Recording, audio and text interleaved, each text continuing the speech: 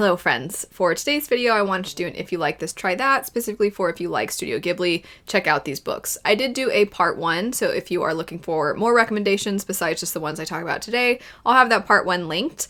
But I want to be clear as well that I am going to recommend books that are not simply the ones that were adapted. So for example, something like Kiki's Delivery Service was originally a book, Howl's Moving Castle was originally a book. I'm not going to be recommending those, as I figure if you're looking for recommendations, you probably already know that those ones exist, and rather I wanted to find books that you might not know about as much and put those on your radar. Speaking of Howl's Moving Castle though, the first few I feel like have some Howl leanings to them. That's very true for this first one, which would be Spin the Dawn. There is a character in this that, if I'm not mistaken, I think a lot of inspiration was actually taken from the character of Howl, and that would be the court magician character in Spin the Dawn.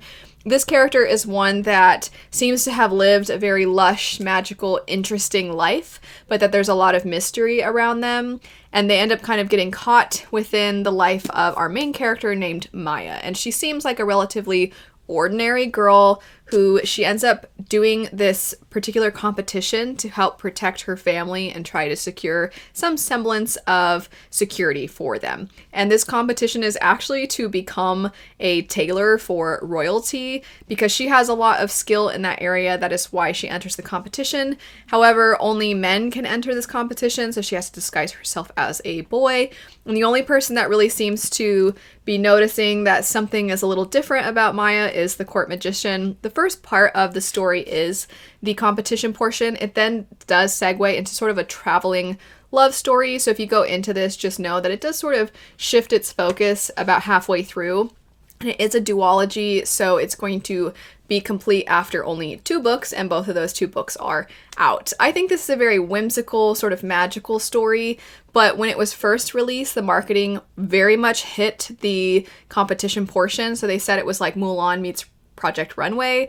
And while that's not untrue, I definitely think that it led some readers to have expectations that were not entirely met, given that that's only really the focus for the first portion of the story. If you do like that idea though, and you like the idea of it expanding, getting into the lore, there's sort of like star magic and mystery and things like that, then I think you'll enjoy that one. Plus, Elizabeth Lim's works are part of a shared universe. So for example, Six Crimson Cranes, the character from that, actually you see some crossover with a certain character from Spin the Dawn, which is a lot of fun. I really enjoy when you get those little nods and Easter eggs in stories. After that, we have Song of the Six Realms. This is a book I actually read quite recently, and it also is one that I think has a little bit of Howl's Moving Castle themes within it and inspiration, or at the very least I feel like some of the dynamics with the characters are somewhat similar. So our main character is a young woman who is essentially like an indentured performer, if you will. She lives in and works at this establishment that the women perform for guests, and she specifically performs with an instrument that she has a lot of skill with. She does have some family, but she doesn't really get to see them very often or talk with them very often, so she is living in sort of a lonely way. There are other people around, but she doesn't know any of them all that well. She doesn't really get to know anybody all that well, so she just feels very alone. She feels like she's in isolation to some degree. And then one day, this young man, again, kind of similar to Spin the Dawn and just Howl in general, there is this man who there's a lot of intrigue around, seems to have some level of status. He goes to this establishment and he is very interested in our character's music and her instrument in particular, and then he offers her to accompany him back to his place of residence, and from there you get a lot more into the lore, you get a lot more magic, and there's a lot more than meets the eye. I do think both of these, while they sound like they have some similarities with their setup, they do feel quite different from each other. Spin the Dawn, I would say, is a little more whimsical, and I think that Song of the Six Realms feels a little bit more grand to some degree, and it very much feels like you get sort of dropped into the middle of this epic story. And while it doesn't have epic proportions, it does feel like you are getting just a sliver of something much bigger and grander than what you would expect from the character's life itself. which I think is similar to what Sophie experiences to some degree in Howl's Moving Castle. Next up, we have Encyclopaedia of Faeries. This one is so charming and so fun, and I think that there is a lot that we could easily do as far as what it could replicate with different Studio Ghibli films. I kind of jokingly said in part 1 that this is as much a recommendations list as it is a, can these please get made? That would be great. Can these be adapted? That'd be cute and lovely. And I think that this would be so fun. I especially think that it would work well in this animation style, as if you don't know, this is a story following a woman who is in academia and she is looking to study the Fae. The Fae actually feel very frightening in this. They feel very folklore inspired.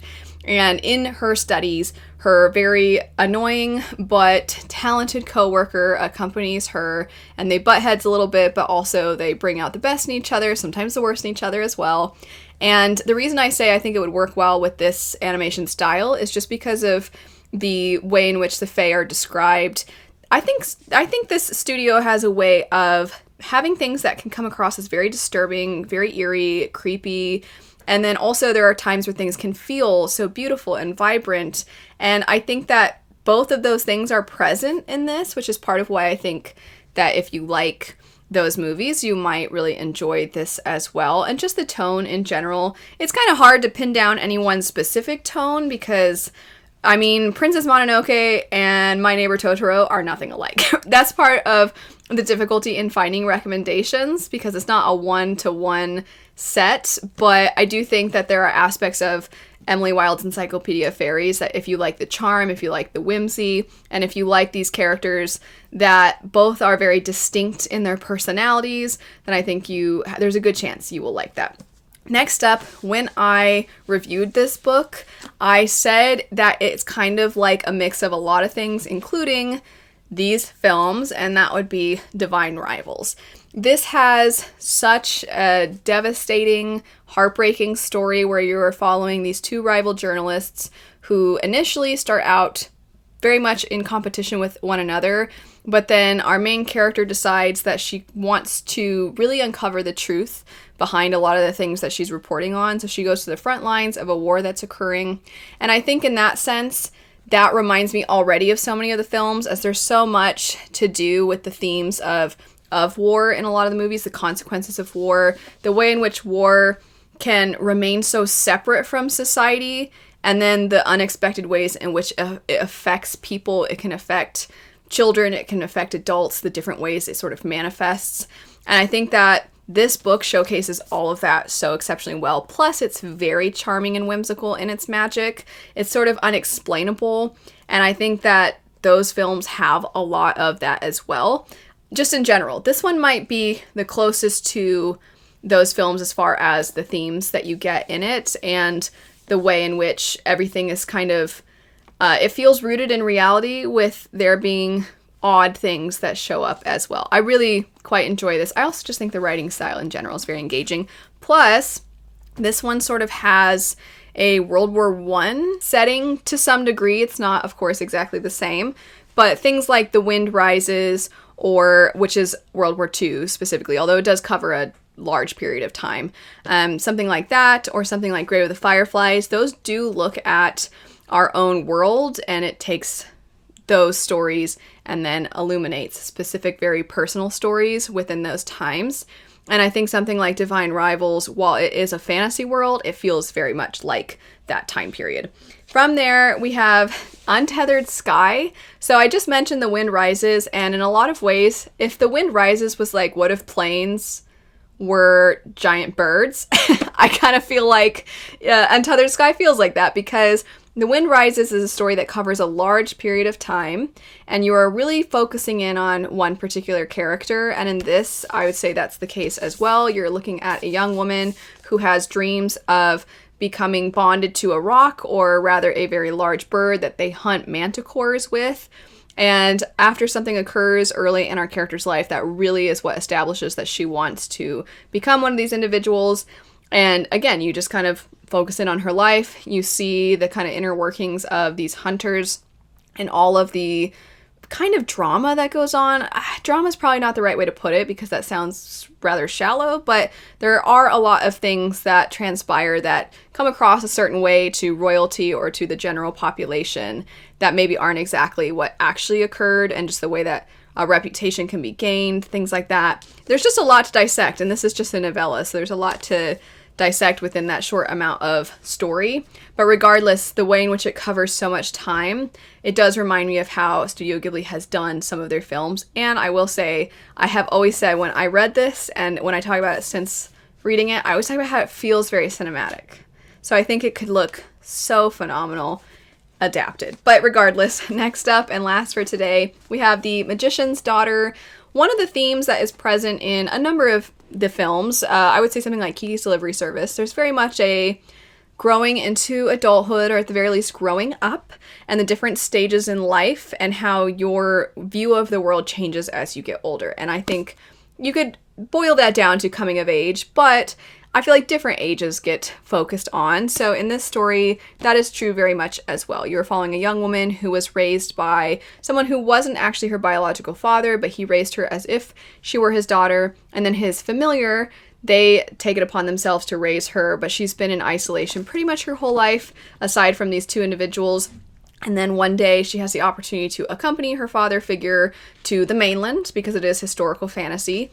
And even in that way, it reminds me a little bit of some of the films we've gotten. But regardless, she accompanies him and discovers that the world isn't quite as whimsical and delightful as some of her stories may have led her to believe. It's not as adventurous. Sometimes it's incredibly bleak and devastating, and that grappling with the realities of the world and deciding what she wants for herself and her future, I think is done exceptionally, and is a theme that I think is present in a lot of the films as well. But anyway, that's it for some. If you like those films, check out these books. And these aren't necessarily if you like this one specific film, even though I did highlight The Wind Rises and Howl's Moving Castle quite a bit. I do think there's a lot of these that if you just like the themes present in a lot of the films, you might like these as well. Feel free to leave your recommendations in the comments down below. If you are interested in any of these, or like I said, in getting more recommendations, I'll have part 1 linked, and I will have all of these books linked in the description bar. But thanks so much for watching. I hope you have a great rest of your day, and I'll see you later.